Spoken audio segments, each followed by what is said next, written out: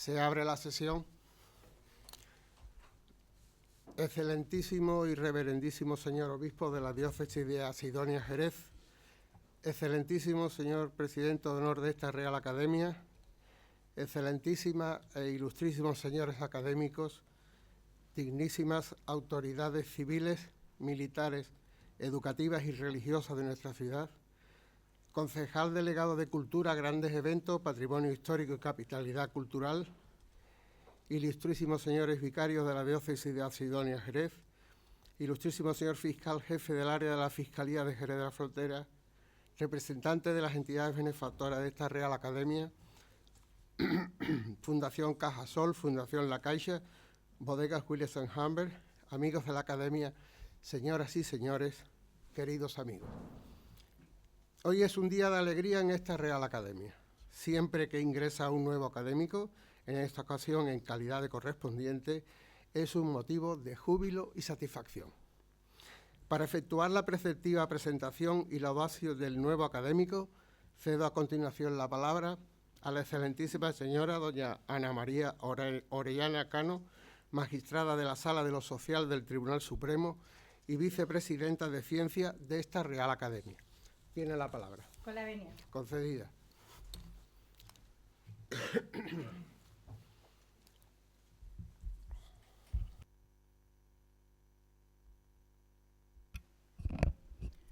Excelentísimo señor presidente de esta Real Academia de las Ciencias, Artes y Letras de San Dionisio, excelentísimo señor obispo, excelentísimo señor presidente de honor de esta Real Academia, señor secretario general, deán de la catedral, vicarios de la catedral de la diócesis Asidonia Jerez, ilustrísimos académicos, distinguidas autoridades, señor fiscal jefe, concejal, dignísimas autoridades, estimadas señoras y señores.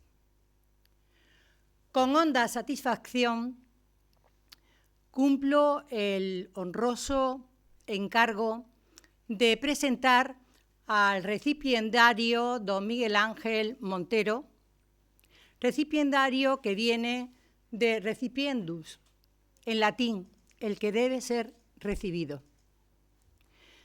Don Miguel Ángel Montero ingresa en esta Real Academia de las Ciencias, Artes y Letras de San Dionisio como académico correspondiente. Es una persona caracterizada por su generosidad, con un fino criterio crítico, un paradigma de talento, un intelectual integrador y sereno y un ejemplar sacerdote. Es para mí un gran honor poderlo presentar y quiero transmitir a la presidencia de esta Real Academia y a la Junta de Gobierno que hayan tenido a bien otorgarme tan honroso encargo. Asimismo, le traslado al académico correspondiente que ingresa en este acto mi más sincera felicitación, mi enhorabuena y mi más cordial bienvenida a esta que se convierte ya en su casa. Siguiendo el protocolo académico, la presentación de un académico que ingresa en esta docta casa se centra fundamentalmente en la laudatio. Desde el punto de vista familiar, el académico nació el 1 de agosto de 1975 en Cádiz, creció y vivió en Jerez. Su origen tiene padres jerezanos y nació y creció en una familia de una gran profundidad religiosa. Y eso fomentó que sintiera la llamada de Dios. La misión sacerdotal viene descrita de una forma breve, pero a mi juicio muy bonita, en San Marcos, en el capítulo 3, versículo 14, cuando dice: Jesús llamó a los 12 para estar con él y para ser enviados. sintió la llamada de Dios en esa familia religiosa y, como no cabe de otra forma, el entorno familiar, cuando facilita una vida de oración, una vida de espiritualidad, como tuvo la Virgen María, ¿no?, con Santa Ana y San Joaquín, pues todo eso desarrolla vocaciones. Y por eso quiero trasladar mi más sincera felicitación a su madre y a su hermano, que también colaboraría en la infancia y después en el desarrollo. Desde el punto de vista de los estudios, don Miguel Ángel Montero estudió en el Colegio del Pilar, perteneció al movimiento Scout católico y siempre estuvo vinculado a la parroquia del Salvador. Ingresó en el seminario en 1993 de la diócesis Asidonia Jerez y ahí estudió la licencia de Ciencias Religiosas. El 26 de junio de 1999 fue ordenado diácono y el 1 de octubre del año 2020 fue ordenado presbítero.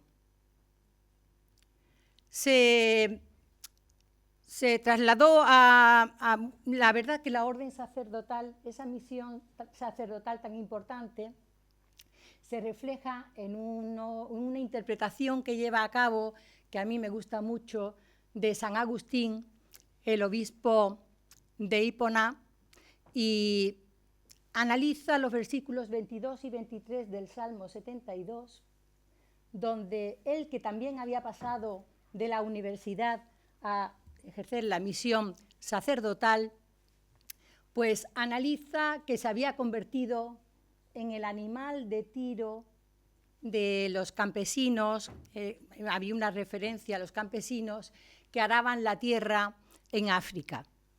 Y él, analizando esos versículos, con gran alegría, pues se encontró que era el animal de tiro de Dios, el que le permitía estar más cerca de Dios. Después se trasladó a estudiar la licencia de Derecho Canónico desde el año 1999 al año 2001. En el año 2003 consiguió el doctorado en Ciencias en la licencia de Derecho Canónico. Con posterioridad consiguió también el diploma de experto en Administración y Dirección de Entidades sin ánimo de lucro. Y ya después en 2023, finalizó brillantemente la carrera de Derecho, el grado en Derecho. Realizó el máster de ejercicio de la abogacía, lo finalizó y ingresó en el Colegio de Abogados, en el Ilustre Colegio de Abogados de Jerez, en agosto de este año 2025. Y en este curso 2025-2026 ya tiene la condición de doctorando en Derecho. El derecho, el ser abogado, es algo tan bonito como que a la Virgen María la consideramos la avocata nostra. ¿Por qué? Pues porque en las bodas de Caná, y eso aparece en San Juan, en el capítulo 2, versículos 3, 4 y 5, la Virgen María captó la necesidad de ayudar a los demás, de que tenían problemas, y lo puso en manos de Dios. Desde el punto de vista profesional, pues fue catedrático extraordinario de Derecho Canónico en una universidad que nos une, la Universidad Católica San Antonio de Murcia, en la que tengo el honor de ser directora de la Cátedra de Derecho Internacional del Trabajo y de la Seguridad Social. Con posterioridad, en el año 2006 fue párroco de la parroquia San Juan Bautista y Nuestra Señora de la Estrella, donde tuve la gran alegría y que fue un gran honor para mí de conocerle. Con posterioridad ha estado ejerciendo su misión sacerdotal como párroco en la Milagrosa del Puerto de Santa María, en Nueva Jarilla, en los Albarizones, en la parroquia de Fátima, en la parroquia de San Miguel, en San Juan de Dios y ahora en la Asunción. Siempre se ha caracterizado por decir sí a Dios, tomando como ejemplo a la Virgen María, que fue la que dijo el sí a Dios, como consta en San Lucas, capítulo 1, versículo 38. Hágase en mí según tu palabra. Y hay un paralelismo con la carta a los Hebreos, cuando Jesús se dirige al Padre en el capítulo 10, versículos 5 a 7, y en el Salmo 40, apartados 6 a 8, cuando Jesús le dice al Padre, estoy aquí para hacer tu voluntad. El sí a Dios ha caracterizado su vida y por eso siempre ha estado con disposición para hacer lo que se pretendía que hiciera. De este modo ha tenido nombramientos que son relevantes, que exigen una gran dedicación y con la generosidad que le caracteriza, entrega lo que es irreversible, nuestro tiempo. Y de este modo, con Monseñor don Juan del Río, lo nombró notario actuario sustituto. Lo nombró también adjunto a secretario general de la Cancillería, juez eclesiástico del Tribunal Interdiocesano de Sevilla, defensor del vínculo y delegado de Asuntos del Patrimonio y Relaciones Institucionales. Monseñor don José Mazuelos lo nombró vicario judicial, secretario general canciller, vicario episcopal de Asuntos Jurídicos y de Relaciones Institucionales y miembro del Consejo Episcopal.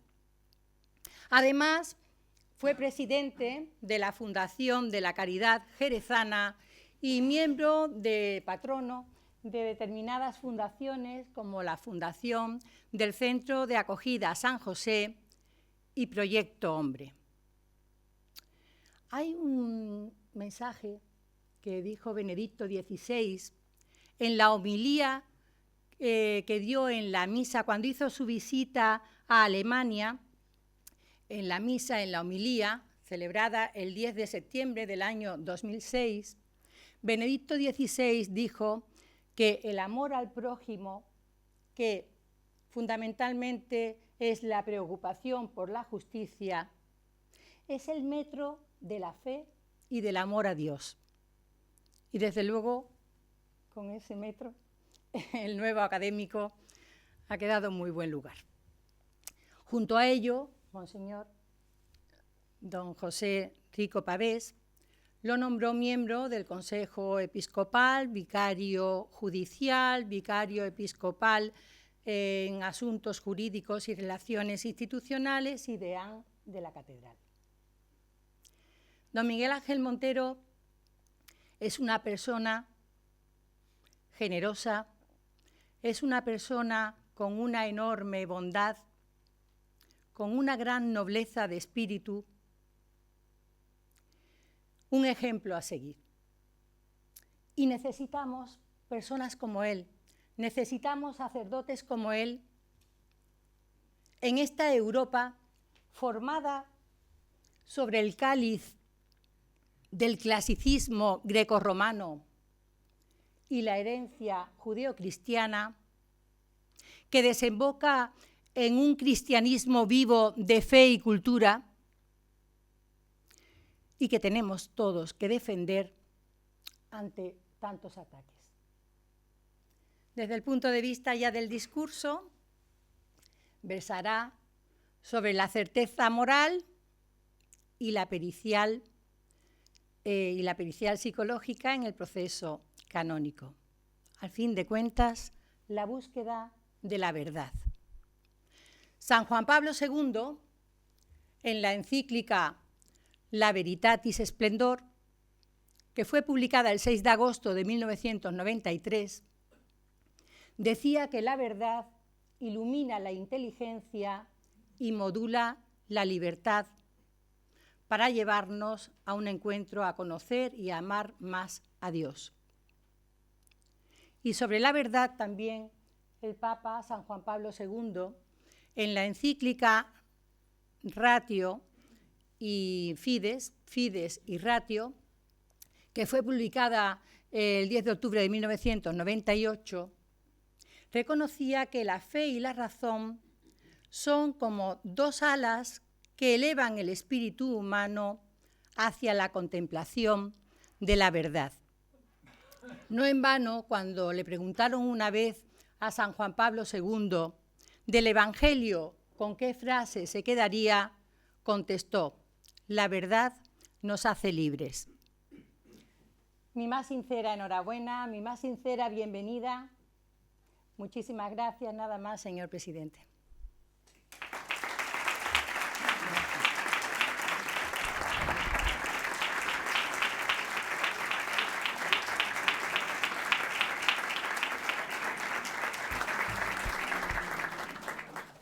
Muchas gracias, excelentísima señora, por tan brillante, detallada y pormenorizada presentación del nuevo académico correspondiente.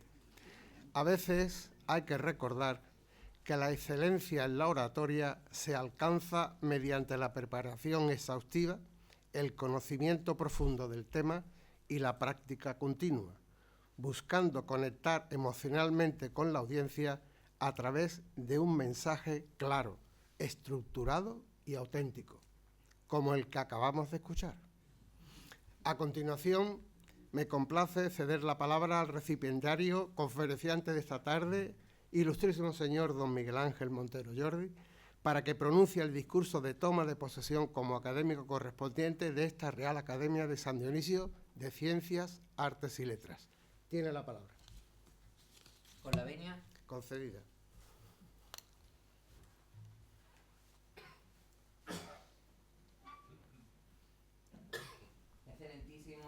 Señor presidente, ilustrísimos académicos y compañeros, dentro de un poquito, un saludo muy cordial y especial a la excelentísima señora Ana María Orellana por su presentación sin papeles. Ahí ha demostrado un pase de memoria y se ha tenido que aprender mi biografía y además con mucho cariño y la verdad sabe lo mucho que yo la aprecio, la quiero y no sé hasta qué punto el cartel de esta tarde está más ennoblecido por la presencia de ella que por la mía. Pero bueno, muchísimas gracias por tu presentación y un saludo también a todas las autoridades aquí presentes, a todos los compañeros del Tribunal Eclesiástico, a mi familia, amigos y amigas todos. Un saludo también al excelentísimo y reverendísimo señor obispo de Jerez, que también pertenece a esta institución, y bueno, pues es mi obispo y para mí es una alegría enorme que esté aquí presente entre nosotros, pues apoyándome.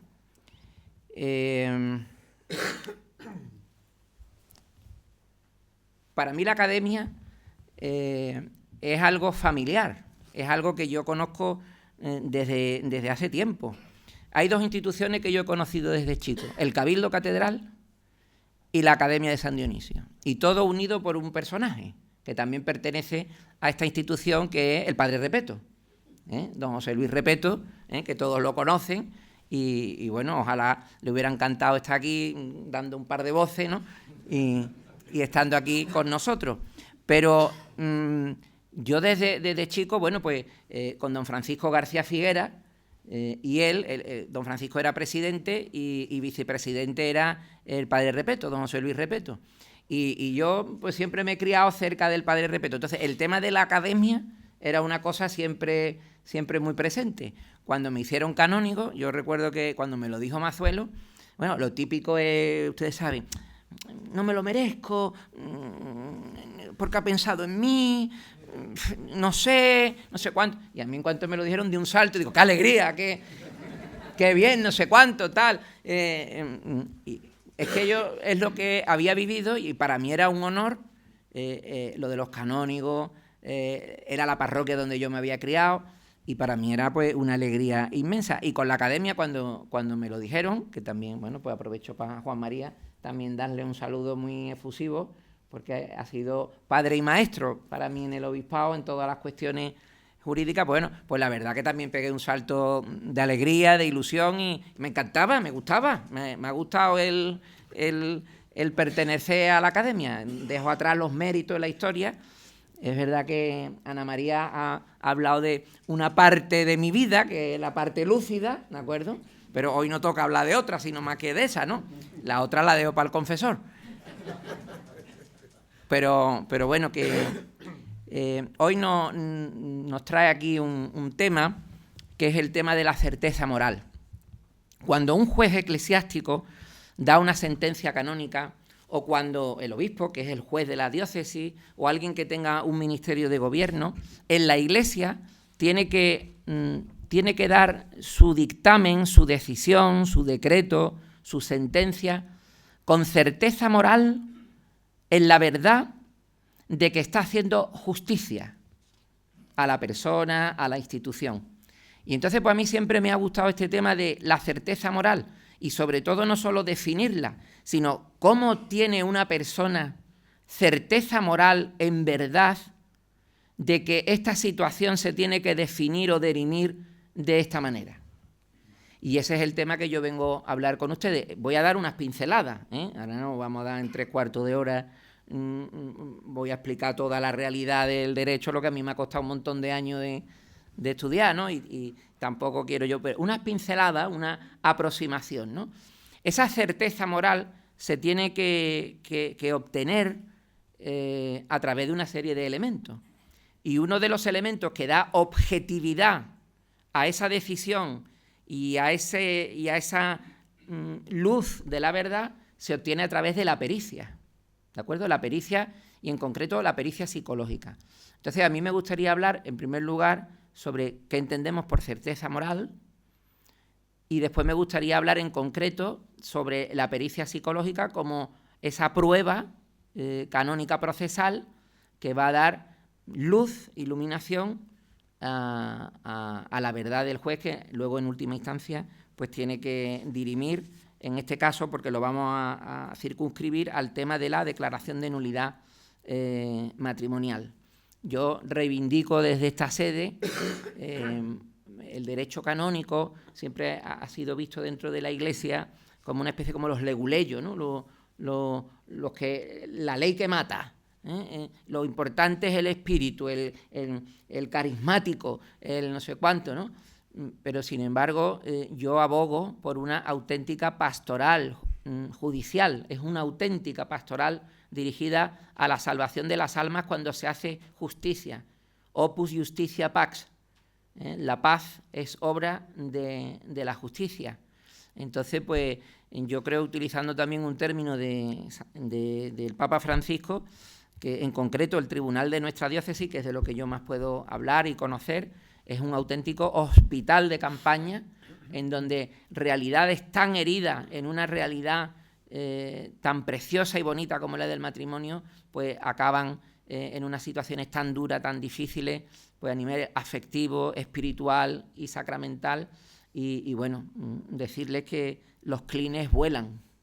Los clines vuelan ahí está Rafa haciendo que sí, el pobre que ha entrado hace poco en el tribunal, se da cuenta un poquito de la labor que tiene el tribunal muchas veces de ser el cuenco de las lágrimas de muchas almas que quieren regularizar su situación. Bueno, el tema de la certeza moral, como término, para ubicarlo, nosotros lo encontramos en el canon 1608 del vigente Código de Derecho Canónico. Y dice así: para dictar cualquier sentencia se requiere en el ánimo del juez certeza moral sobre el asunto que quiere dirimir. El juez ha de conseguir esta certeza de lo alegado y de lo probado. El juez debe valorar las pruebas según su conciencia, respetando las normas sobre la eficacia de ciertas pruebas. Si no hubiera alcanzado esta certeza, el juez ha de sentenciar que no consta el derecho del actor y ha de absolver al demandado, a no ser que se trate de una causa que goza del favor del derecho, en cuyo caso debe pronunciarse en pro de esta. Cuando nosotros hablamos hoy de certeza moral, en el derecho vigente es este canon del Código de 1983. Esta certeza moral se tiene que obtener en el ánimo del juez, en la interioridad, en las entrañas. Es una responsabilidad coram deo. El juez tiene una responsabilidad sagrada ante Dios y su propia conciencia de que está haciendo verdad en justicia sobre la situación espiritual y de la salvación de un alma. Poca cosa la que tiene un juez entre medio. Y esa decisión la tiene que tomar in cuor suo, en su corazón, en su interior.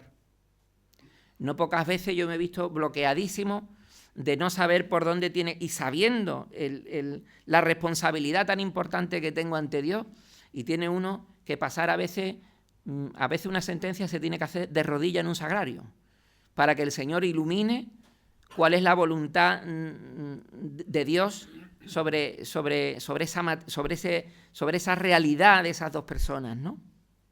Bueno, vamos a intentar acercarnos un poquito al término de certeza moral. Ese término de certeza moral es una situación subjetiva del juez, como he dicho, en su corazón, en su conciencia, que ya se exigía en el juez en el periodo Justiniano, y en el periodo clásico de la época romana. Ya se pedía, pero no se utiliza el término certeza moral. Y en el derecho germánico de la época carolingia también se pedía en el juez pues, que tomara su decisión en conciencia. El término certeza moral podemos decir que es de cuño reciente. En el Corpus Iuri Canonici no viene referida esa realidad de la certeza moral, ni tampoco en los antiguos decretalistas. Esto será un término que comienza a acuñarse a inicios del siglo XX y la encontramos en algunos documentos oficiales de la Santa Sede. El objetivo de esta conferencia no es hacer derecho comparado, o sea, comparar el ordenamiento jurídico canónico con otros ordenamientos civiles, pero diremos que el término certeza moral, por ejemplo, en el derecho español, no existe así como tal. Pero sí podemos encontrar, por ejemplo, jurisprudencia en relación a las pruebas indiciarias, como el juez ponente en su sentencia, cuando va a manifestar la parte dispositiva o en algún momento de la sentencia, dice que ha obtenido certeza objetiva, dice que ha tenido una convicción lógica, no arbitraria y razonable, o en algunos casos dice, presentándome ya con una ausencia de dudas razonables, Es decir, no aparece certeza moral, pero sí aparece términos y actitudes que el juez tiene que tomar a la hora de sentenciar ciertos asuntos.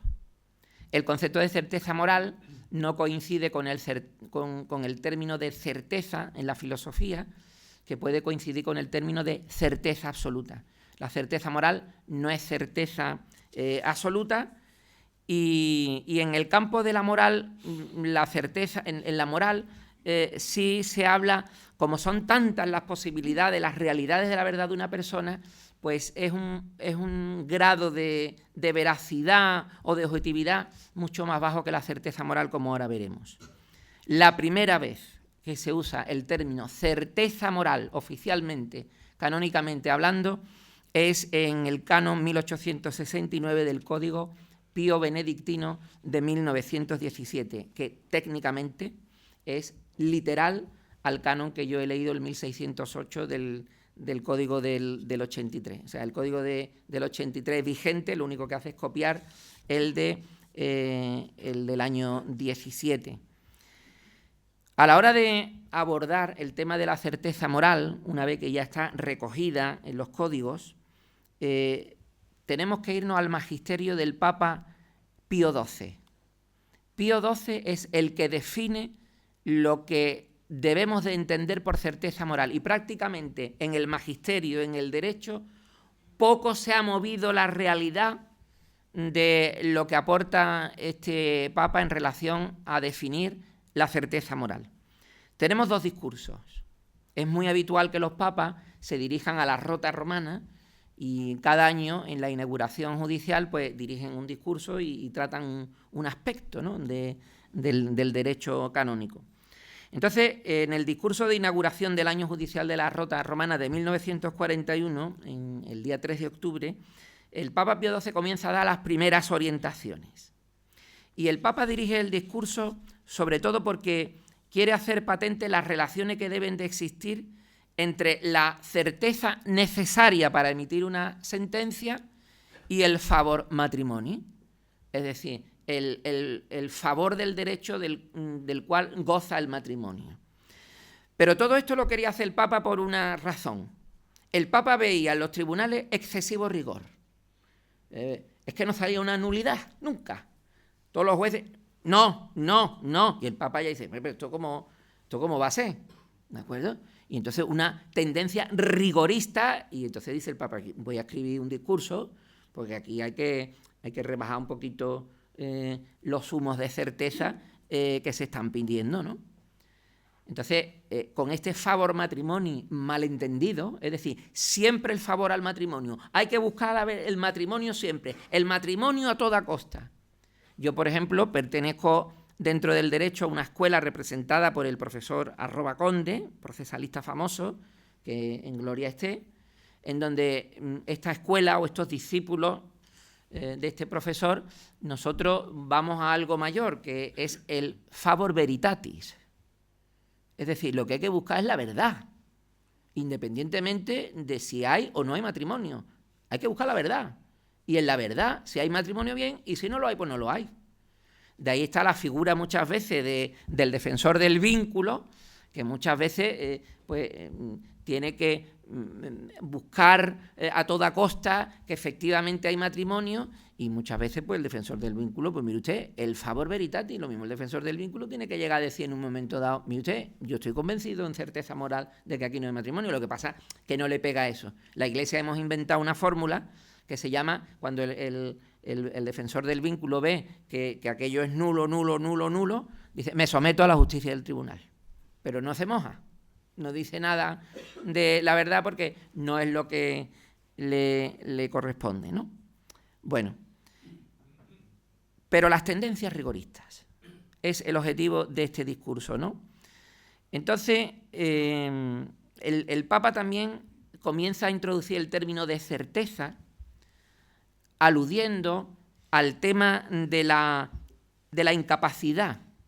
Cuando existe una incapacidad física o psicológica antecedente, y es curioso que el Papa hace esta reflexión diciendo, si hay una certeza moral antes del matrimonio, antes, en el examen de los novios, y hay una certeza moral de que existe una incapacidad de cualquier género para contraer matrimonio, paren el carro, no hagamos matrimonios nulos. Sin embargo, nosotros en la Iglesia estamos acostumbrados a utilizar todos estos cánones para declarar la nulidad, pero no con un carácter preventivo. Por eso yo también, me uno al Papa Francisco cuando ha querido hacer como una especie de noviciado, nosotros los curas que estamos aquí estudiamos 6 años para ser curas. Ustedes imagínense un cursillo prematrimonial de 6 años. Yo creo que no hay que hacer tanto, ¿no? Pero bueno, estamos todos caminando en ese discernimiento, ¿no?, que hay que hacer. El Papa Benedicto XVI se plantea en un momento dado una reflexión, pero no la avanza mucho, como diciendo, la falta de fe. La falta de fe hace nulo un matrimonio cuando los contrayentes... Y empieza ahí a lanzarlo. Pero claro, somos una parte de canonistas la que vale de acuerdo, eso es para la nulidad. Pero ¿y si yo me encuentro ya a los novios que te están diciendo yo no creo en Dios y yo la estampita que le traigo es la de mi primera y última comunión? Entonces esto yo, aprovecho este foro, ¿no?, para lanzar ideas un poquito innovativas, ¿no?, o cosas que hay que ir pensando. Si en nuestro expediente matrimonial le preguntáramos nosotros a la gente, oye, si tú te vas a casar y la cosa no sale bien, ¿tú te divorcias? La contestación es evidente, padre. Pues no te casas. Porque estás quitando una de las propiedades del matrimonio, que es la indisolubilidad. No está puesta la pregunta en el expediente, porque si no, el cura de San Miguel no haría ninguna boda en San Miguel, ¿de acuerdo? Entonces, mejor no preguntar y no nos encontramos con una situación así, ¿no? Esto que yo estoy diciendo así, a lo mejor un poquito simpáticamente también, porque quiero que ustedes estén atentos a la conferencia, ¿de acuerdo? De alguna manera, el presidente, que no se vaya a arrepentir de haber elegido a este académico como diciendo, váyate el lenguaje que me está utilizando a mí aquí ahora mismo, pero vamos, yo entiendo que la academia lo que tiene que hacer es que la gente se entere del mensaje y no que salga por la puerta diciendo, ¿y este muchacho qué es lo que ha dicho? Bueno, entonces, bien, les he metido en un jaleo y ahora dirán, el que tenga un poquito de inquietud dirá, bueno, ¿y cómo salimos del jaleo de esta situación que el padre Miguel Ángel nos ha dicho? Yo soy también de la teoría de ver el matrimonio como un contrato. Para mí es mucho más fácil como juez ver el matrimonio como un contrato. Entonces, ¿usted creyente o no creyente? ¿Usted ha aceptado las condiciones de lo que significa el matrimonio por la Iglesia? Sí, pues todo es válido. ¿Y usted está bautizado? Pues es sacramento. Y se acabó. Y así esta teoría contractualista de la realidad matrimonial, yo creo que es la mejor y la que hace que podamos los sacerdotes casar con tranquilidad de conciencia pues a las personas que... Porque realmente, ¿quién se casa para divorciarse al día siguiente? No conozco mucha gente, todo el mundo quiere que su matrimonio dure para toda la vida, ¿no? Entonces, pues realmente hay una firma del contrato, normalmente en esa materia, pues que sí, que hace del matrimonio algo válido. Sigue el Papa avanzando en su discurso y dice, mira, la certeza moral, antes de decir lo que es, te voy a decir lo que no puede ser. No puede ser duda y probabilidad, una vaguedad de duda, una probabilidad sin fundamento. El juez no puede dar con dudas vagas. Y decía, pues nulo el matrimonio, pero con dudas vagas. Eso no es certeza moral.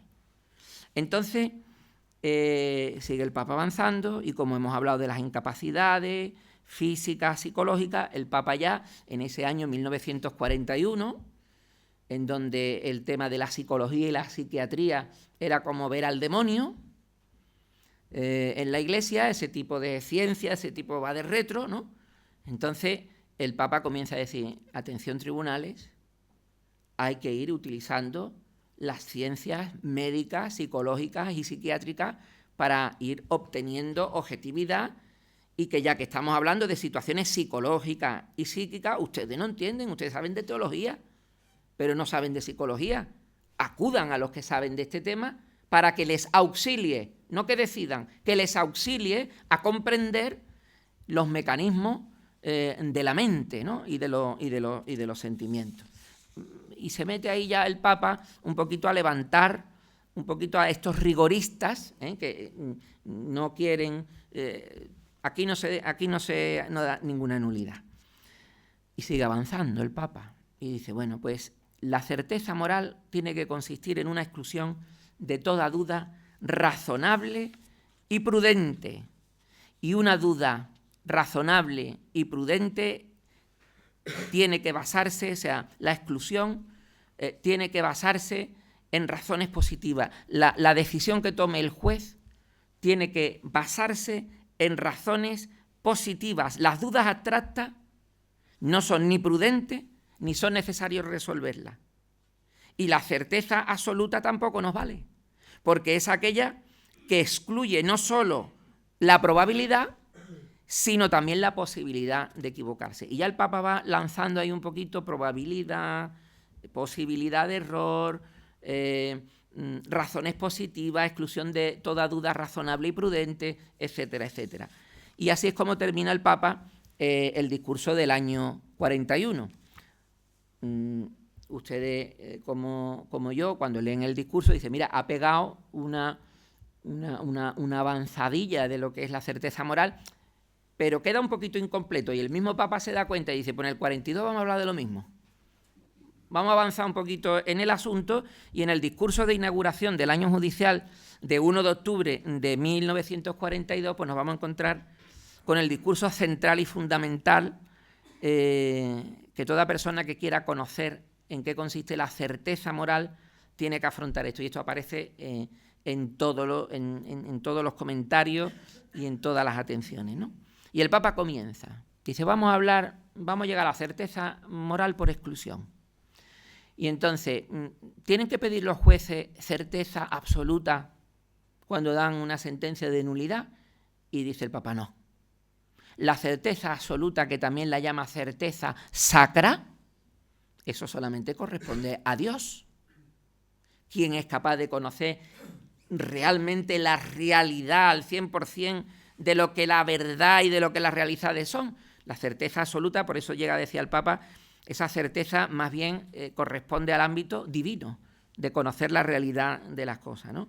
La persona tiene una imposibilidad, dirá el Papa, fundamental y de naturaleza, para conocer toda la realidad y la totalidad íntegra e infalible de todos los factores que afectan al corazoncito y a la vida de una persona, ¿no? Pero dirá, no es certeza absoluta, pero tampoco es probabilidad o mal llamada, dirá el Papa, cuasi certeza, porque la probabilidad no excluye toda duda razonable y además deja subsistir un fundado temor de equivocarse. Luego, por ejemplo, una probabilidad, una vaguedad, una insuficiente objetividad no pueden contribuir al encuentro de la verdad. Pero aquí hay una cosa importante, muy importante para los jueces. Un detalle que da el Papa, luego Juan Pablo II también lo da, y así ha quedado también en la jurisprudencia canónica, que es de gran ayuda. Una simple suma incierta de probabilidad no permite al juez configurar una certeza moral, pero la suma cierta de probabilidades e indicios, tomados en su conjunto, sí podría permitir a un juez poder llegar a una certeza moral. Yo cojo este indicio en particular y no me da una certeza moral, pero esta cierta, o sea, con cierto fundamento, pero no me termina a mí esto de convencer, pero esta que tiene un fundamento pero no me termina de convencer, más esta que sí, más esta también, más esta también, más esta también, la suma de todas ellas sí me da una suficiente certeza moral para dar una sentencia de declaración de nulidad, sabiendo que puedo no estar equivocándome. Y todo ello utilizando algo que se llama la sana crítica o el principio de la razón suficiente, alias el sentido común. ¿De acuerdo? Por eso es muy importante que el juez que sea nombrado pues tenga sentido común. Iba a decir sentidito común, pero sentido común. ¿De acuerdo? Eso es muy importante y algunos ya pues estarán diciendo, sí, el menos común de los sentidos. Bueno, pero no, todos nuestros jueces tienen sentido común. Y llegamos a la definición de certeza moral que da Pío XII. Se trataría de aquella certeza que excluye toda duda razonable y fundada del contrario. Pero, sin embargo, no excluye la posibilidad de la existencia de lo contrario. Yo soy un juez eclesiástico y estoy diciendo, declarando que este matrimonio es nulo, este matrimonio no ha existido. ¿Qué significa eso? Eso significa que yo he excluido toda duda razonable y prudente de que ese matrimonio existía. No tengo una duda razonable de que existía, por lo tanto, puedo declarar que no existía, pero puedo equivocarme. Y ya el Señor dirá el día de mañana, pero yo he puesto todos mis medios porque la certeza absoluta, las cuentas de verdad, la certeza absoluta, solo Dios. Pero yo he puesto todos los medios humanamente hablando para poder obtener la verdad. La certeza, dice el Papa, tiene que ser objetiva. Y entonces le está diciendo a los jueces que no puede estar impregnada de subjetivismo, no puede estar impregnada de capricho, no puede estar impregnada de una tendencia personal. Aquí no venimos a escucharle a usted, señoría. venimos a que usted aplique la ley de la Iglesia, independientemente de que usted sea de esta rama, de esta otra o de la otra cual, o si usted está, yo es que no doy, no. Usted tiene que aplicar la ley en verdad y en justicia. Por lo tanto, como he dicho antes, teniendo esto presente de la condición personal que tiene el juez, que esa siempre va indudablemente a la sentencia y dirige el juicio, cada uno es cada uno y tiene sus cosas, ¿no? Por eso no daría garantía para llegar a una certeza moral a aquellos jueces de juicio extravagante, desequilibrado, superficial o gente muy escrupulosa o con actitudes extremadamente relajadas. Una manga así de ancha, ni corta ni ancha en la aplicación de la ley. Ninguna de esas personas tendría los principios fundamentales subjetivos personales para aplicar la ley con equidad y con justicia. Después el juez empieza a entrar. El juez, como tiene que tomar esa decisión, es libre en la valoración de las pruebas. El juez valora libremente las pruebas que recibe, pero no puede ser arbitrario. Entonces, el juez es libre en la valoración de las pruebas, pero no es libre en el método de valorarlas. Y entonces el Código establece una serie de instrumentos, por ejemplo, en el 1572, una serie de elementos que se aplican a las testificales, como ver si verdaderamente un testigo, cómo puedo decir si esta prueba es plena, no es plena, si está hablando en verdad. Pues hay 4 o 5 criterios que también lo podemos aplicar a la pericia y lo podemos aplicar por analogía a otros elementos. Pero el juez es libre en la valoración, pero no en el método de valoración, ¿no? Por lo tanto, el Papa va en su discurso a hablar, va a querer conjugar formalismo jurídico, es decir, que la ley se aplique a modo iure prescripto, o sea, que la ley se aplique bien, pero que al mismo tiempo él tenga una libre valoración de las pruebas. Y todo ello para hacer prevalecer la verdad material sobre la legal. En la Iglesia esto es fundamental. Lo importante es la verdad. Y el proceso es un método. Y por lo tanto, por encima de la verdad procesal, está la verdad real. Y para eso el juez es libre de valorar las pruebas que se le presentan. Hemos visto ya a Pío XII en estos 2 discursos y damos un salto enorme a Juan Pablo II. Damos un salto de cerca de muchos años, de varias décadas, hasta el año 1980, en donde 38 años después el Papa Juan Pablo II pues, da este discurso típico a la Rota Romana y va a dirigir el tema, que como también ha dicho nuestra querida Ana, al tema de la verdad, que lo ha mencionado en su exposición, y también como la verdad es la brújula que debe dirigir a la Iglesia en todas sus decisiones, ¿no? Y entonces, en ese discurso del año 1980, el Papa hace un himno a la búsqueda de la verdad. Ustedes cogen el discurso y estadísticamente hablando, porque la Iglesia no hace nada improvisado, ¿eh? Eso, olvídense de ingenuidades. Cuando la Iglesia escribe una palabra, esa palabra está medida, pensada y con 7 jugadas más hacia adelante. Por eso estamos aquí tantos siglos. Y porque Dios está con nosotros, por supuesto. 38 veces aparece en ese discurso la palabra verdad. El Papa Juan Pablo II, en ese discurso, cita a Pío XII, el cual, inspirándose en la doctrina de Santo Tomás de Aquino, dirá: la verdad es la ley de la justicia, porque el mundo tiene necesidad de la verdad que es justicia y de aquella justicia que es verdad. Por tanto, nosotros podemos decir con el Papa que la búsqueda de la justicia debe fundamentarse siempre en la verdad. Y entonces Juan Pablo II comienza y da un axioma jurídico que ha quedado siempre desde ese año 1980 para siempre.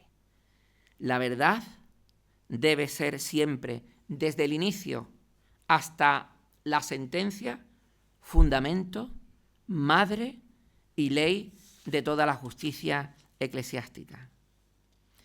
Y es que esta búsqueda de la verdad, y nada más que la verdad, y todo ello, en nuestro caso concreto, acerca del vínculo matrimonial, debe de ser considerada una ayuda para que la pareja humana que acude a nuestros tribunales pueda liberarse de sus situaciones de duda e incluso de la angustia y del sufrimiento que su vínculo matrimonial les puede provocar. La Iglesia debe hacer justicia y debe buscar la verdad a todas esas personas que se dirigen a la Iglesia a resolver estas situaciones tan complejas y tan delicadas. Hay que intentar, por tanto, que una decisión judicial tenga el mínimo margen de error. Por tanto, hay un elemento dentro del derecho procesal de una causa que es la instrucción.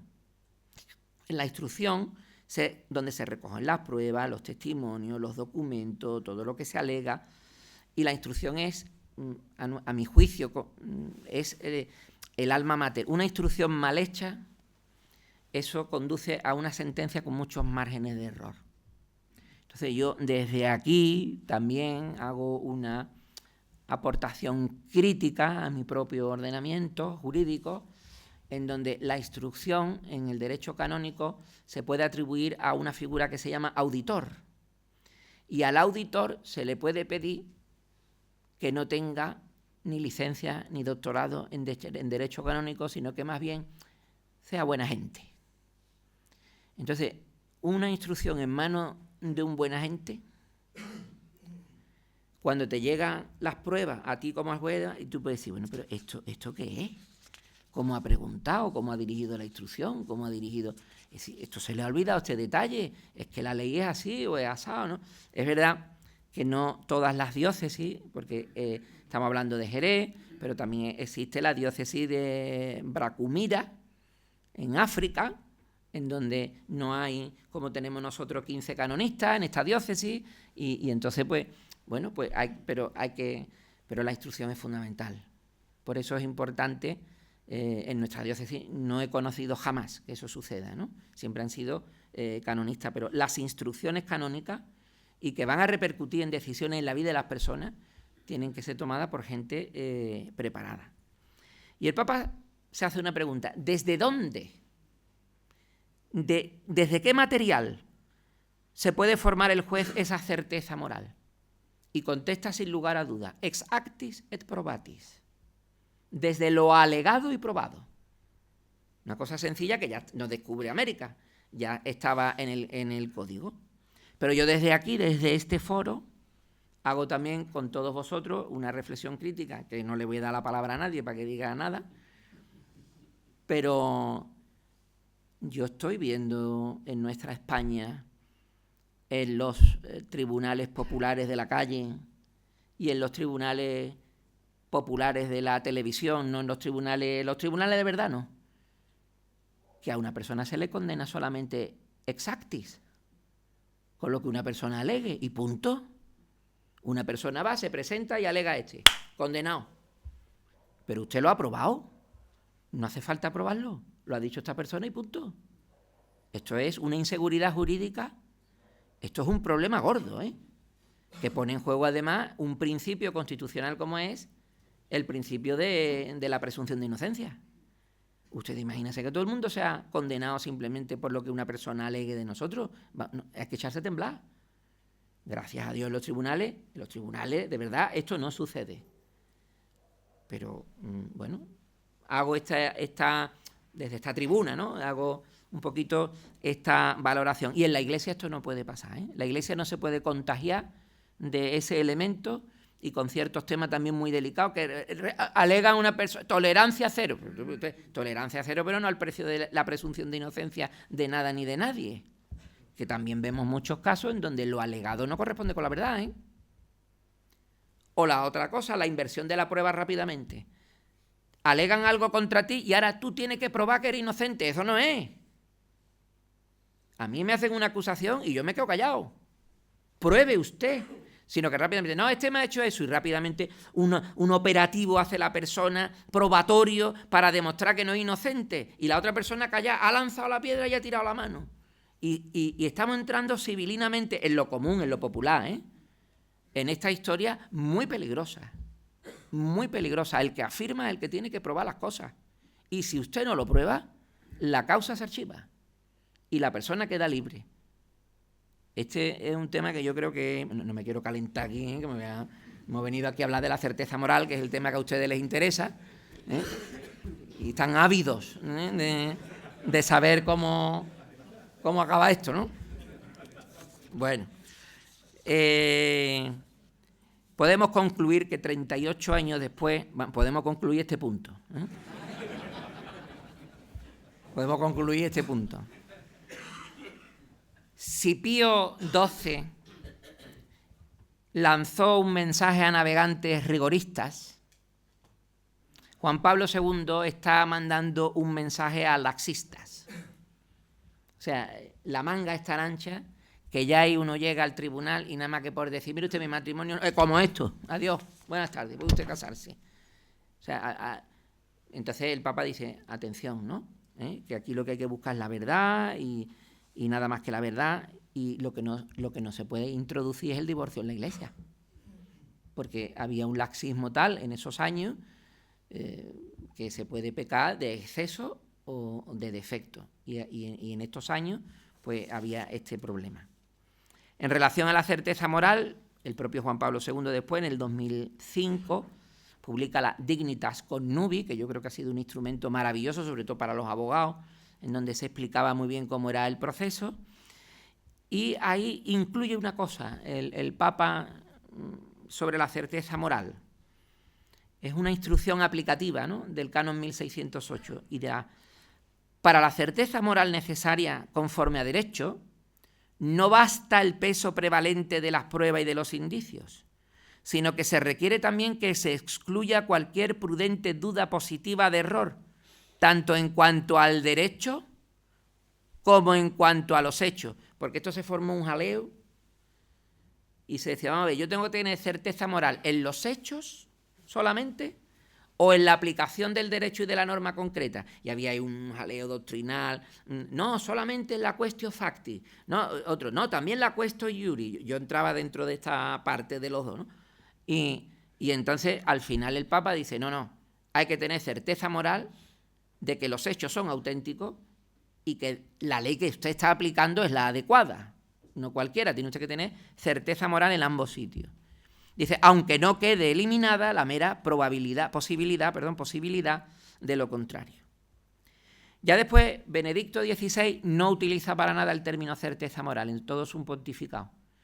Pero, sin embargo, para saber la operación y el valor de la conciencia en la actividad de discernimiento de la Iglesia, el Papa Benedicto XVI es insustituible acudir a él, y siempre de la mano del que ahora es santo, el cardenal Newman.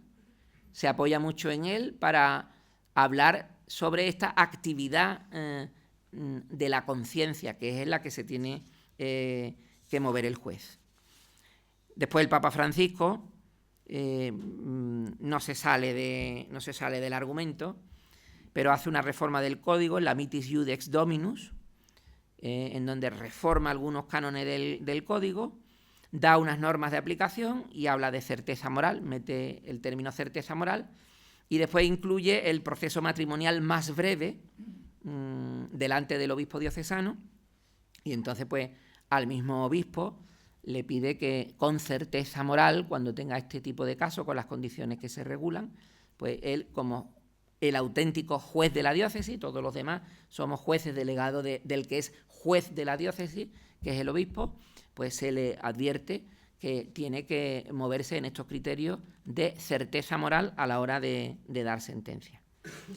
Y después tenemos al reciente estrenado León XIV, de formación canónica, es canonista, en donde, bueno, pues dirá lo siguiente: en la potestad judicial opera un aspecto fundamental del servicio pastoral, la diaconía de la verdad. Todo fiel, toda familia, toda comunidad necesita la verdad sobre su propia situación eclesial, para poder recorrer bien el camino de la fe y de la caridad. En este marco se sitúa la verdad sobre los derechos personales y comunitarios. La verdad jurídica declarada en los procesos eclesiásticos es un aspecto de la verdad existencial en el ámbito de la Iglesia. Detrás de la técnica procesal, detrás de la aplicación del derecho procesal, de la labor de los tribunales o de la labor de un obispo cuando decide, con la aplicación fiel de la normativa vigente, están en juego, por tanto, los presupuestos eclesiológicos del proceso matrimonial. La búsqueda de la verdad y la propia salus animarum, la salvación de las almas, que es el fin supremo de toda la actividad de la Iglesia, la salvación de las almas. Nos hemos acercado ya, teóricamente, en esta primera parte, a lo que es el concepto de certeza moral, una aproximación liviana, pero nos hemos aproximado. Y ahora hay distintos elementos, hay otros muchos más elementos, señor presidente, que me lo dejo para otro momento. Otro día que se me invite a otra charla, pues ya tengo yo el elemento objetivo de la certeza moral, pues la siguiente, el subjetivo, ¿de acuerdo? Y así ya pues tengo ya otra charla resuelta un día que me inviten.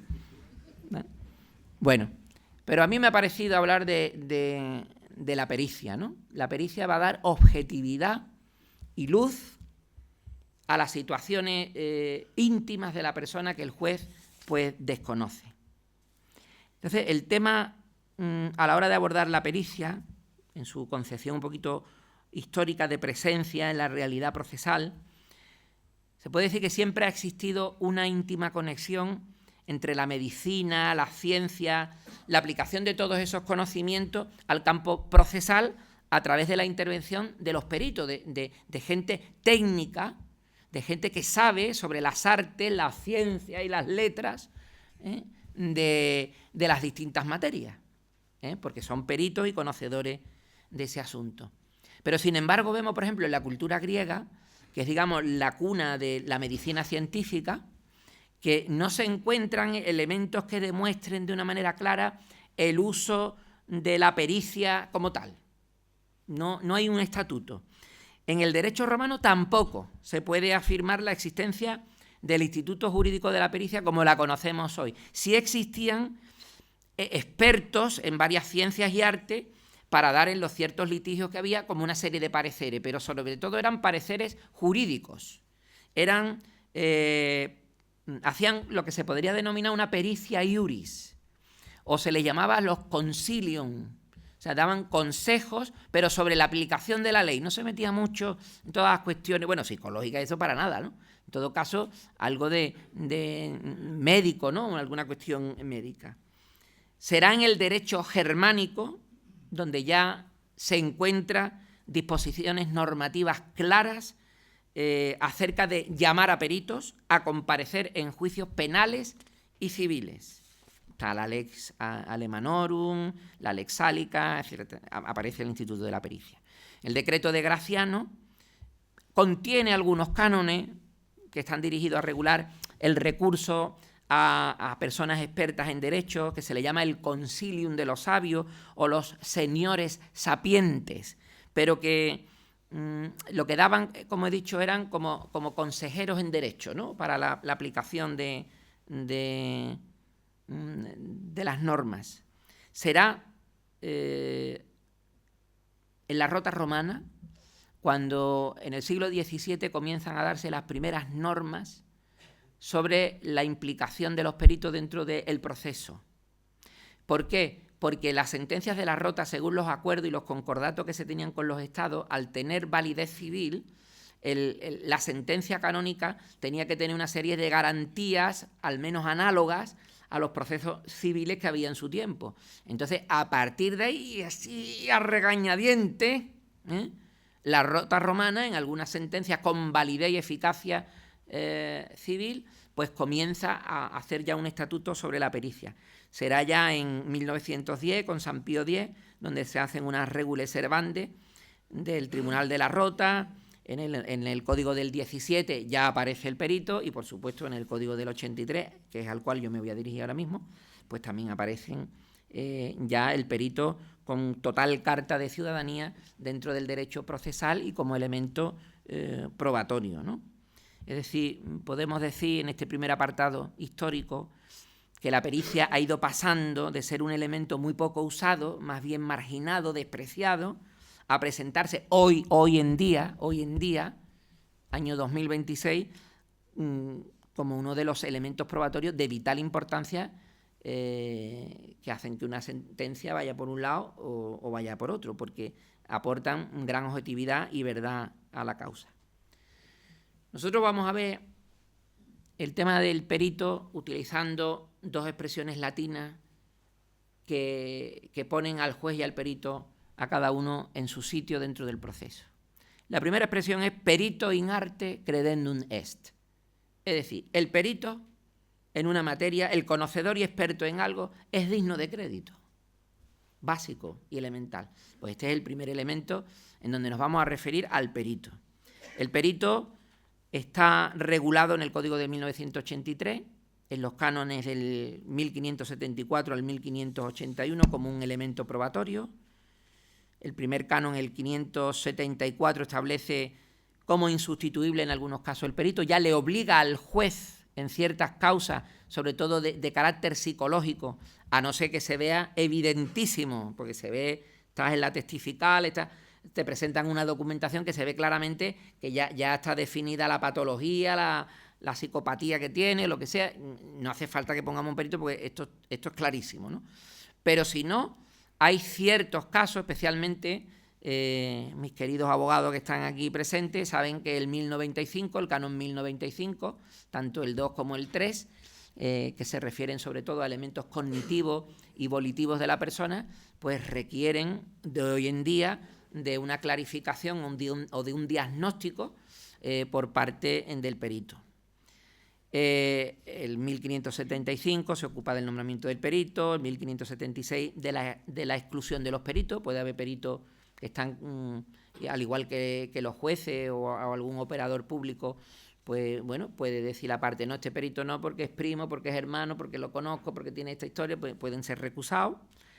El 1577 impone al juez el cuestionario que le tiene que dar al perito. El perito no sale allí y da su opinión, sino que por eso es muy importante la labor del juez, decir, yo quiero que usted examine a esta persona y pueda usted orientarme y darme luz acerca de esto, esto, esto y esto. Y en eso se tiene que circunscribir. Y después el modo de elaborar el dictamen, cómo se hace un dictamen pericial, y después el juez recibe el dictamen y cómo lo valora, cómo valora el juez, ¿no? El juez, tanto si asume la pericia como si la rechaza, no puede ser arbitrario y caprichoso, sino que tiene que decir, yo la admito y por qué la admito, y si la rechazo, por qué la rechazo. Y de eso mismo se puede decir también del defensor del vínculo. Cuando a lo mejor está defendiendo al matrimonio, la pericia, dice, no, la pericia no nos parece relevante ni nada. Explique usted por qué, señor defensor del vínculo. No, porque si no, no puede echar balones fuera, sino usted por qué. Y entonces hay que razonar. En la Iglesia, un decreto, incluso la validez está en una motivación. Tiene que haber una motivación, la persona tiene que saber por qué. No puede ser caprichoso, no, esto porque lo digo yo, no, usted lo dice y por qué.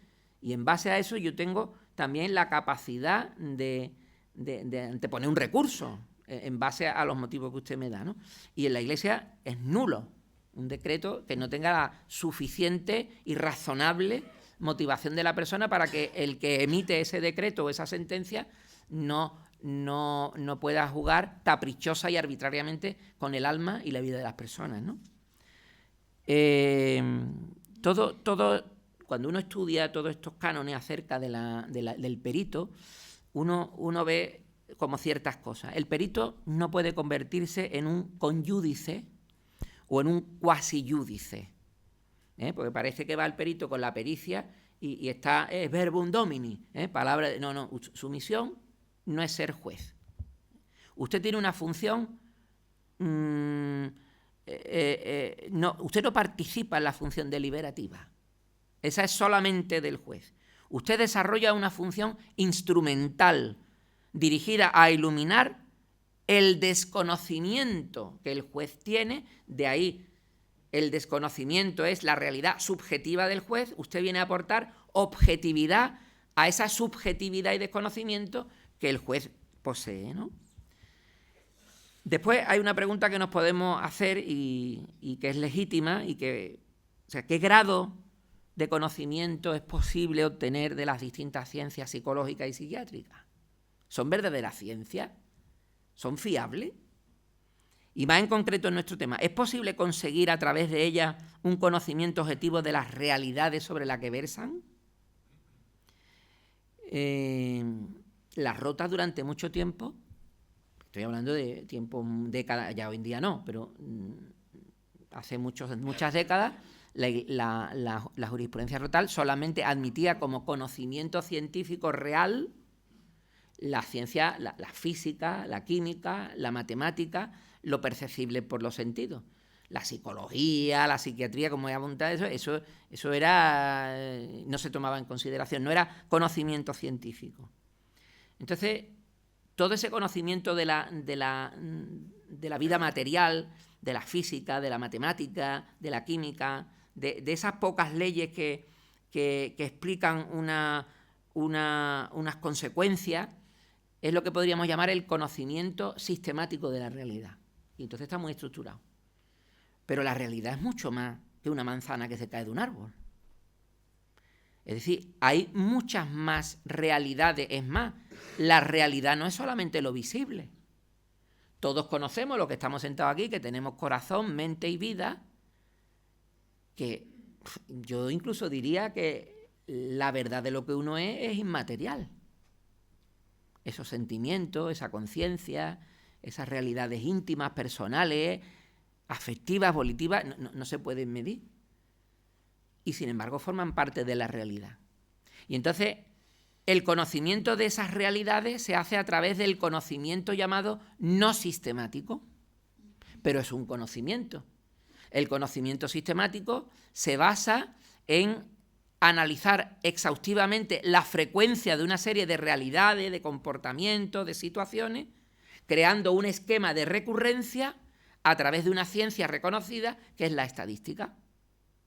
Y entonces a partir de ahí la psicología es donde obtiene sus leyes y su conocimiento científico que le da entidad para nosotros ya brevemente poder contestar si la psicología y la psiquiatría pues pertenece al conocimiento científico, pero del llamado no sistemático. Por lo tanto, la realidad ya ahora se conecta y se complementa perfectamente y el conocimiento de la vida y de la realidad es un conocimiento que se obtiene a través del conocimiento sistemático y no sistemático. Por tanto, sí tienen carta de ciudadanía las ciencias psicológicas, ¿no? Después, la pericia, por tanto, hemos visto que desde la objetividad que contiene y desde el momento en que sea rigurosamente fiel a esas leyes de la ciencia de la que proviene, de conocimiento no sistemático, ahí y solo ahí es cuando se impregna de una certeza científica que vendrá a contribuir positivamente a la construcción de la certeza moral que el juez necesita.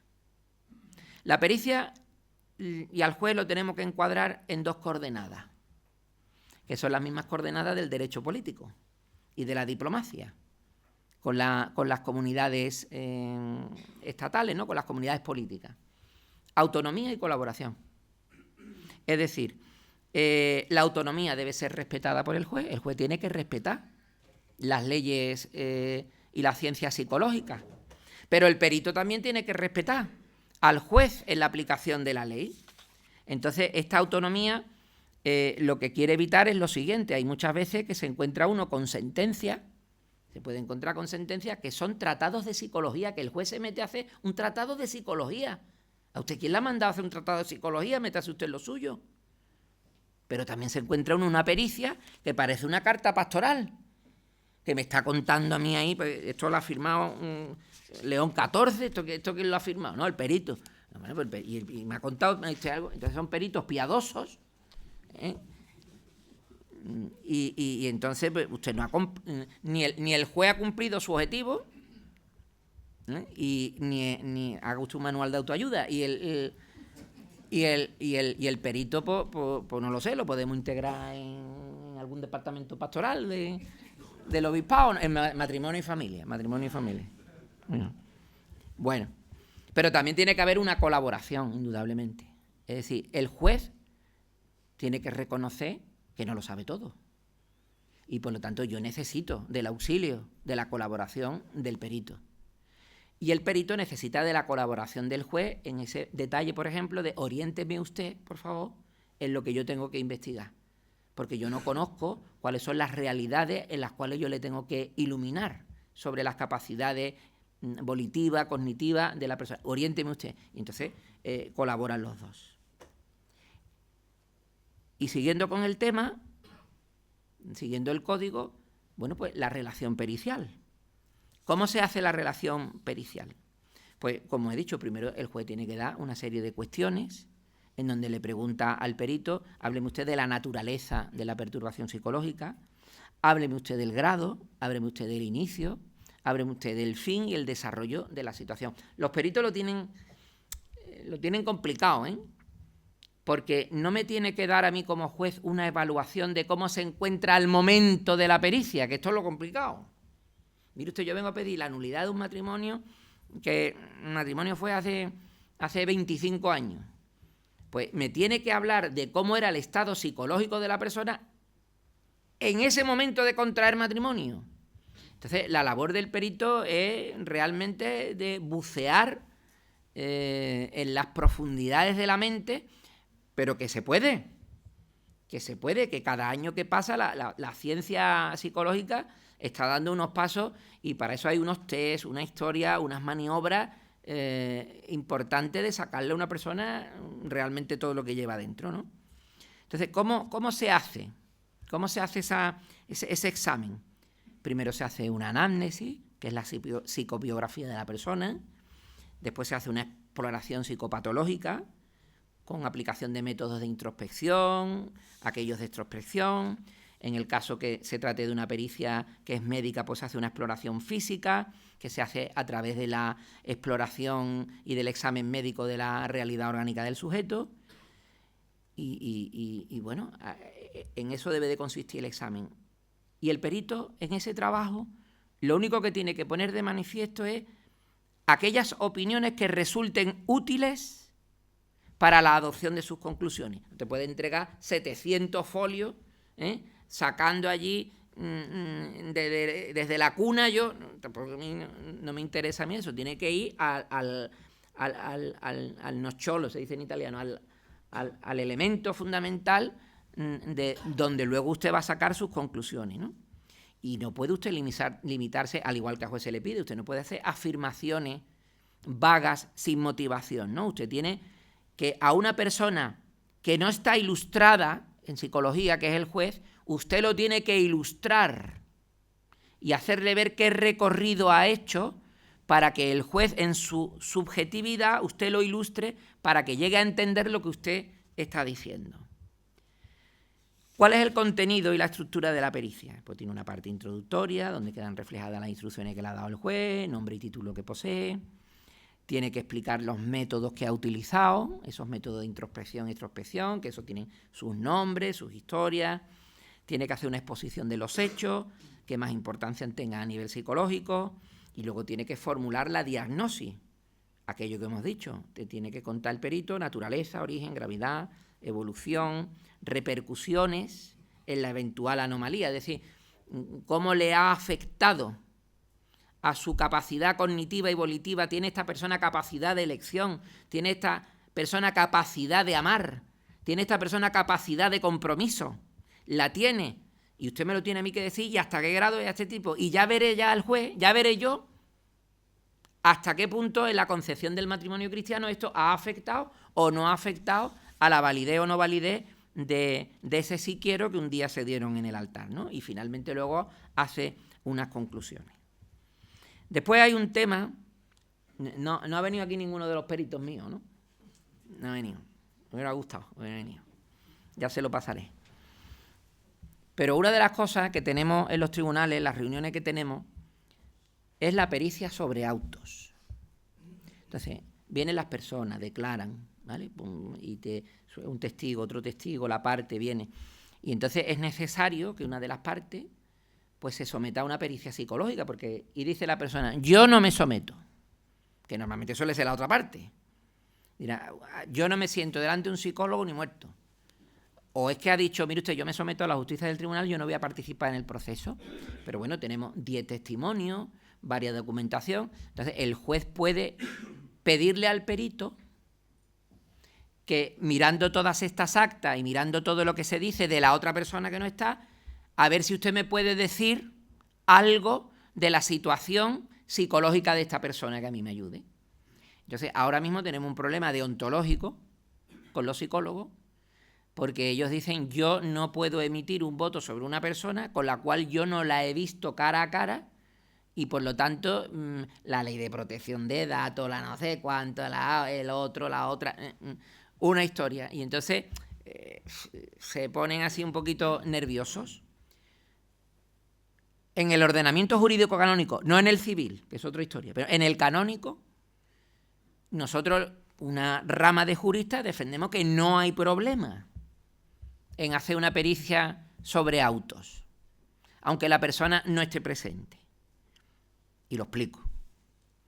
¿Por qué hay legitimidad para poder hacer esa pericia sobre autos en ausencia o incluso en contra de la persona que no se quiere someter al examen pericial? Pues porque el proceso canónico es de naturaleza pública.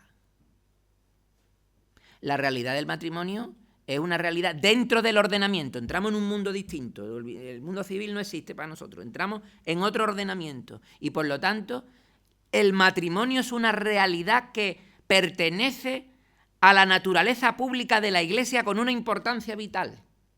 El matrimonio no es un hecho privado.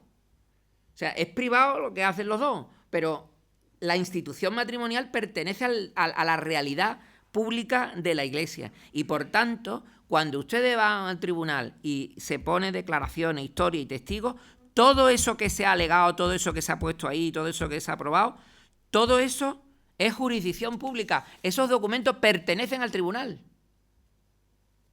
Han pasado ya a una jurisdicción pública y por lo tanto son de carácter público.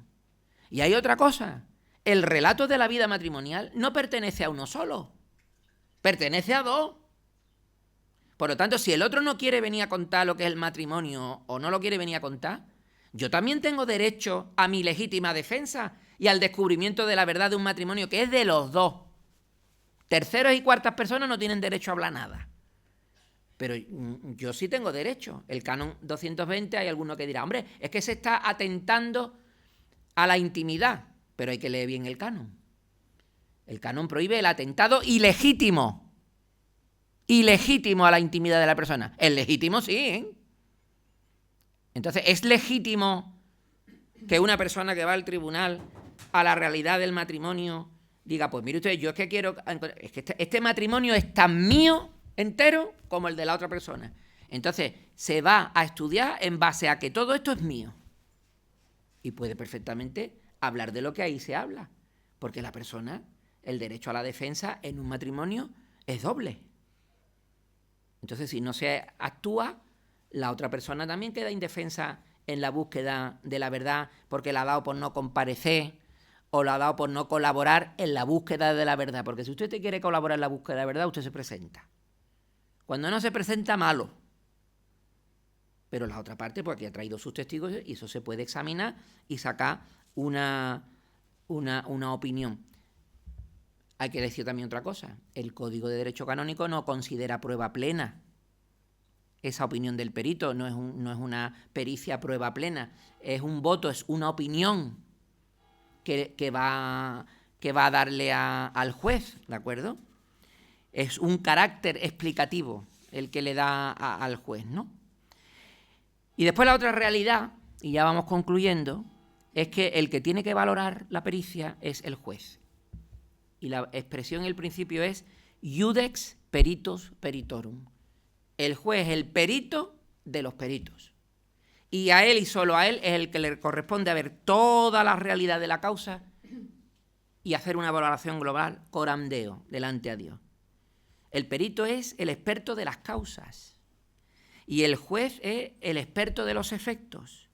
El perito es un doctor que sabe, pero el juez es un magistrado, un maestro, que no solo se está llamado a encontrar la verdad, sino a declararla, a enseñarla y a mostrarla y a ponerla en consideración de todas las partes y de toda la comunidad eclesial para que de esa manera su decisión pueda ser recibida de una manera moralmente vinculante y satisfactoria. El juez, por tanto, tendrá ese munus judicandi y el perito tendrá ese munus consulendi. Y hay el tema, ya más de fondo y ya prácticamente voy a terminar, el tema vital en donde tienen que estar perito y juez a la hora de evaluar la nulidad o no de un matrimonio es: ¿usted y yo estamos dentro del mismo horizonte antropológico? Es decir, ¿usted y yo tenemos la misma concepción de matrimonio?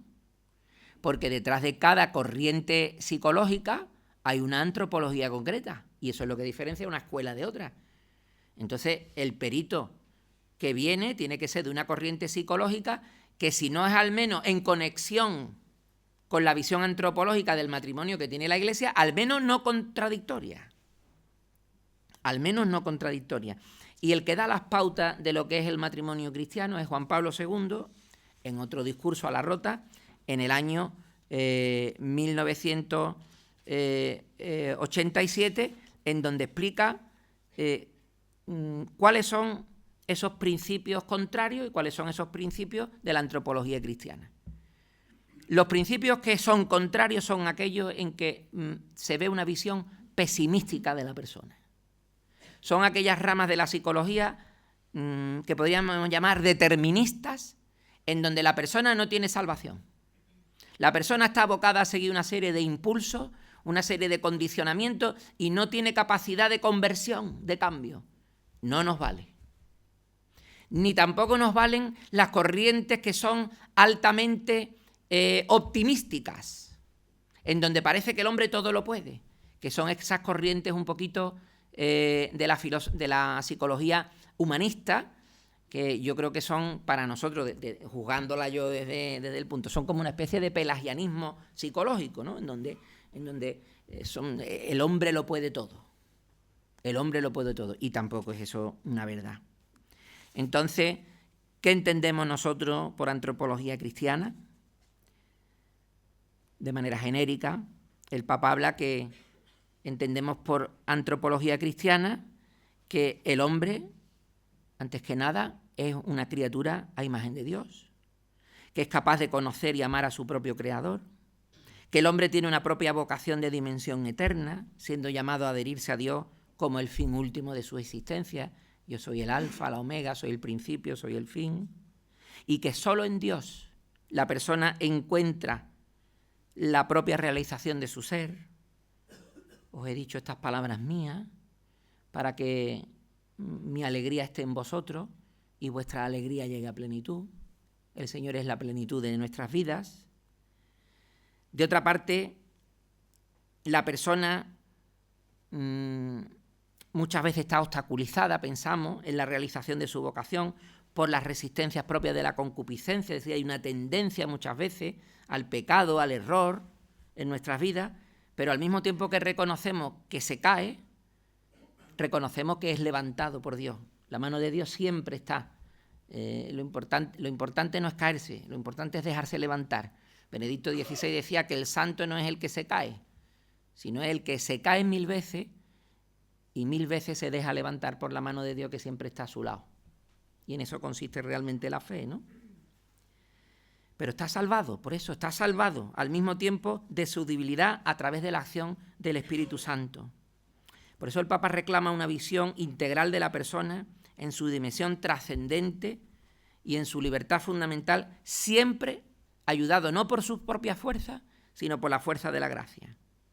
La doctrina cristiana considerará al matrimonio como una realidad que es querida por Dios, como un instituto fundamental para la sociedad y elevado por Cristo a medio de gracia y santificación de la pareja. Es decir, los que están casados aquí, Dios lo ha puesto el uno al otro para santificarse el uno al otro. De esto sabrán ustedes un poquito, ¿no? Cómo tu marido, tu mujer te santifica, ¿no? Todos los días, ¿no? Y ese es el camino para llegar al cielo, de la santidad. El significado del matrimonio, el cual consiste en la íntima comunidad de vida y amor conyugal, que se va a realizar siempre en una donación recíproca de amor de los esposos, y esta vida matrimonial entendida por la concepción cristiana solamente se puede realizar a través de un continuo esfuerzo que incluye algo propio y natural como es la renuncia y el sacrificio. No voy a hacer publicidad de una hermandad de Jerez, pero me encanta amor y sacrificio. Ya, tú eres de esa hermandad, ¿no? Pues, no hay amor sin sacrificio. No hay amor sin sacrificio. Por eso en muchas parejas, en el momento en que en el camino del amor aparece el sacrificio, dicen, pues yo no te amo, yo te dejo. Y el sacrificio que no está hecho por amor es masoquismo. Luego amor y sacrificio. Y de ahí vienen dos grandes temas. O sea, de ahí viene uno de los grandes temas. Hay muchos psicólogos que te dicen, es que tienen una dificultad. La dificultad no es imposibilidad. Dificultad hay en todos los caminos de la vida. Entonces, si estas personas tienen dificultad para vivir el matrimonio, este matrimonio no solamente puede ser de verdad válido, sino que es un matrimonio normal. Porque el sacrificio, no hay ningún camino fácil que lleve a algún lugar que merezca la pena. Los caminos que merecen la pena son caminos de sangre, sudor, sacrificio y entrega de la propia vida. Y de aquí seguro que hay mucha gente, sobre todo los de mayor edad, que lo que tienen ha sido a base de mucho sacrificio y dolor.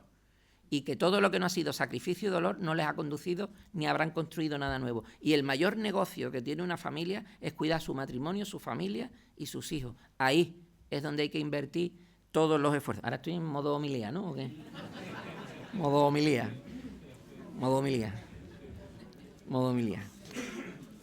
Bueno, el juez tiene que valorar la pericia utilizando los criterios subjetivos, qué calidad tiene el perito, tiene que valorar el fundamento fáctico, si los hechos son verdad, el fundamento metodológico, si el perito ha utilizado bien los criterios de medición, de introspección, de extrospección. El juez no se va a meter a valorar cómo ha desempeñado su trabajo, sino qué trabajo ha desempeñado. Si te viene un perito y te dice, yo no he utilizado ningún test, pues el juez sabe, dice, pues usted tenía que haber utilizado unos test de introspección o de extrospección, pero yo ya, si usted lo ha hecho, yo ya no sé valorar el trabajo, pero ese tipo de cosas sí, y que tenga usted una coherencia en la exposición, y después lo que hemos hablado, el juez tiene que evaluar el horizonte antropológico sobre el cual se mueve el juez, ¿no? Bueno, pues todos estos elementos que yo acabo de exponer ahora mismo, pues he querido en estos minutos, en esta hora y unos cuantos minutitos, pues exponerles a ustedes lo que es el concepto de la certeza moral, que es realmente una aventura apasionante hacia la verdad, un instrumento básico que ha sido la pericia, que es un instrumento básico para nuestros tribunales y el descubrimiento de la verdad y que te aporta bastante seguridad al juez para entenderlo, el entramado tan complicado, dice la Escritura, el corazón del hombre. ¿Quién entenderá el corazón del hombre? Qué complejo es entender las circunstancias de una persona, pero el perito viene un poquito en ayuda, y ya luego el juez, con otros elementos, pues hace un discernimiento global, como he dicho, en su corazón ante Dios, que es una labor muy bonita y una responsabilidad importante esta, ¿no? Y bueno, y me quedo fundamentalmente con ese axioma de Juan Pablo II, ¿no? Que en toda realidad de justicia dentro de la Iglesia, pues la verdad pues sea la madre, el fundamento y la ley de la justicia. Y bueno, señor presidente, quiero aprovechar para dar las gracias por esta incorporación a este aerópago, nunca mejor dicho, de San Dionisio. San Dionisio pues estaba en el aerópago y allí pues era el lugar de la ciencia, de las artes, de las letras, y allí se metió Pablo pues para dar su testimonio sobre la verdad. Entonces, pues bueno, la verdad que es precioso ver los académicos que existen en esta maravillosa corporación, y cada uno de ellos pues va a aportar, ¿no?, su granito de arena a algo que es la sed de todo corazón. Todo corazón a lo largo de la historia, desde que se tiene conciencia, el ser humano ha buscado dos cosas: la verdad y la vida. Esas dos cosas. Y este académico lo que se va a proponer dentro de este aerópago es proponer a Jesucristo como el camino que conduce hacia la verdad y hacia la vida. Muchísimas gracias.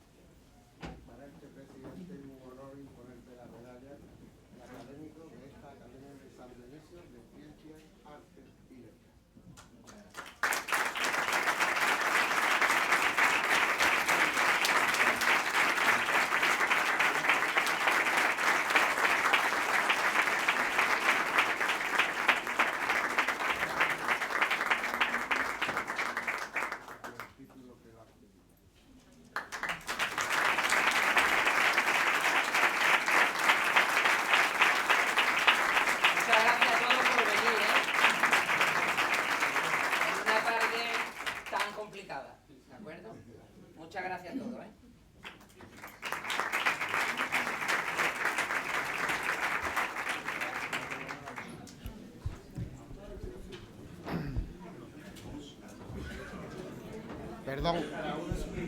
Perdón. Un segundo, por favor. Muchas gracias, querido Miguel Ángel, por tan brillante conferencia. El discurso que acabamos de escuchar nos ha ofrecido una reflexión profunda y bien articulada sobre la íntima relación entre verdad, justicia y certeza moral en el derecho canónico. A partir del pensamiento de Pío XII y de la tradición tomista, se nos recuerda que la justicia eclesial solo puede sostenerse sobre la búsqueda sincera de la verdad objetiva de los hechos, verdadero fin del proceso judicial.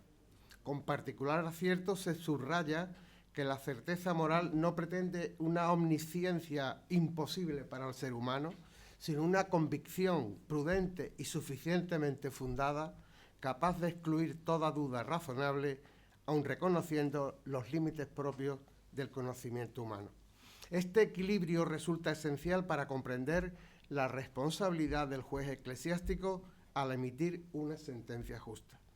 La atención prestada a los instrumentos procesales actuales y de modo especial a la pericia psicológica pone de relieve un ámbito de gran relevancia en la praxis judicial contemporánea, donde el diálogo entre el derecho canónico y las ciencias humanas se vuelve imprescindible. El tema elegido, certeza moral y pericia psicológica en el proceso canónico, constituye una valiosa aportación a la reflexión jurídica y pastoral de la Iglesia.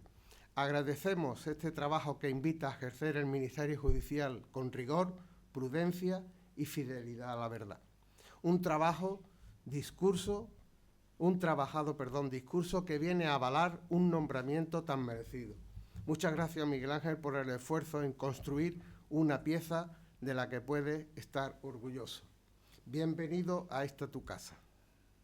Para finalizar, quiero agradecer la presencia de todas las autoridades que nos acompañan, a los ilustrísimos señores académicos, a los benefactores y amigos de la Academia, a nuestro querido señor obispo y a todos los que hoy nos honran con su presencia, sin olvidar a la familia Montero Jordi, bienvenida.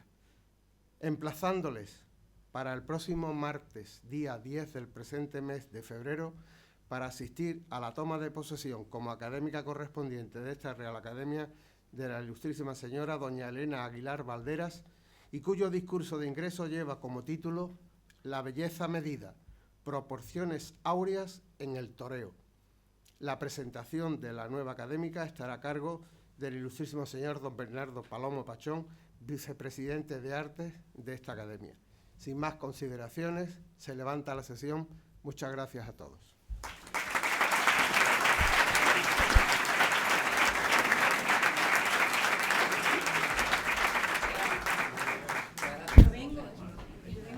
Sí, claro.